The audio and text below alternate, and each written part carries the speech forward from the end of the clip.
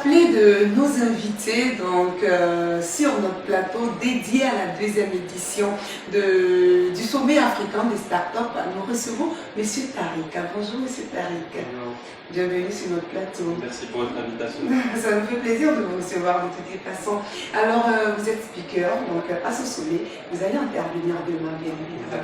Alors, nous avons bien voulu prendre un peu de temps pour nos abonnés des radios libres francophones. Alors, quel sera le thème que vous allez aborder demain déjà? Demain, je vais intervenir principalement sur la relation entre les startups et les smart cities. Aujourd'hui, on est sur un modèle où tout le continent est en train de se transformer. Et bien sûr, les smart cities deviennent de plus en plus attractives, de plus en plus modernes. Et l'idée, c'est de voir comment ces startups-là vont participer à cette évolution. On va bientôt le voir dans nos villes, parce que c'est quelque chose c'est la tendance, oui, mais c'est des process, c'est compliqué aussi à mettre en place, c'est des budgets à mettre en place. Est-ce qu'on a des innovateurs capables de fournir ce type de technologie pour nos smart cities du futur? Made in Africa, donc c'est quelque chose qu'on va discuter demain. Donc l'idée, c'est de voir comment on pourra avoir une start-up. Effectivement. Mais déjà, à votre niveau, est-ce que vous avez des stratégies quand même à proposer?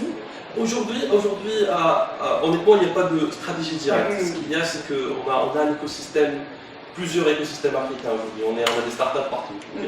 Donc on est en Tunisie aujourd'hui, qui est comme je vous ai dit, c'est pour nous une startup nation Afrique du Nord.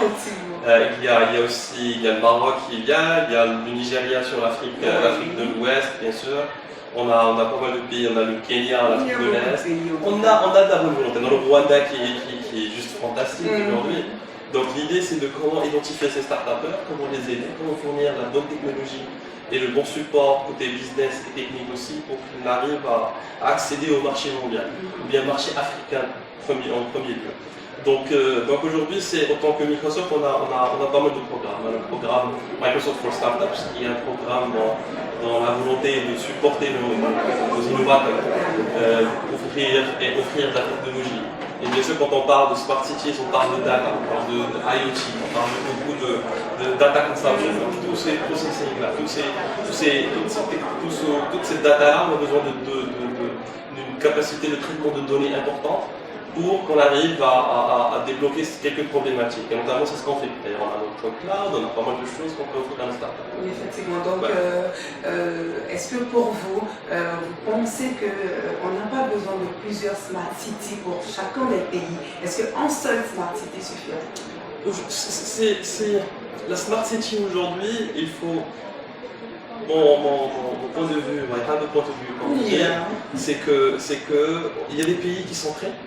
Il y a des pays qui ne sont pas encore prêts. Il faut qu'on arrive à aider ces pays-là pour qu'ils avancent.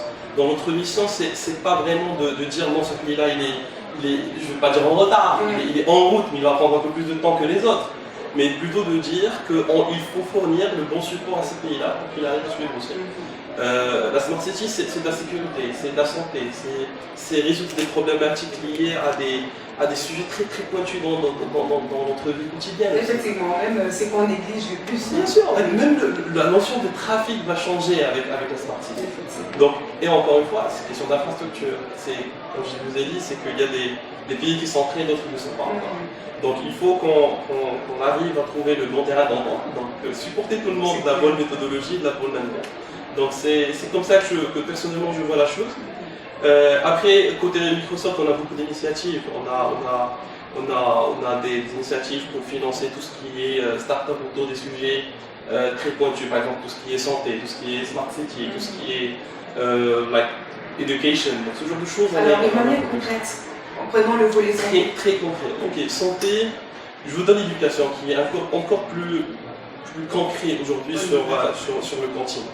Donc aujourd'hui, on a des programmes, par exemple, on a 21 Century Lab. C'est quoi? C'est un programme où bien on donne accès à une communauté, ça peut être des développeurs, ça peut être des étudiants, ça peut être une université, pour que cette communauté-là arrive à se former sur les nouvelles technologies, par exemple sur de l'IoT, sur de la big data, sur du AI, sur ce genre de choses.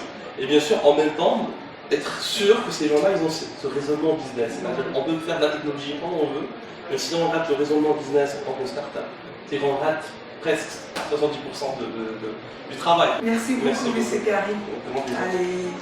on va de bons séjours Merci. et puis on espère qu'en tout cas vous aurez le bon parcours.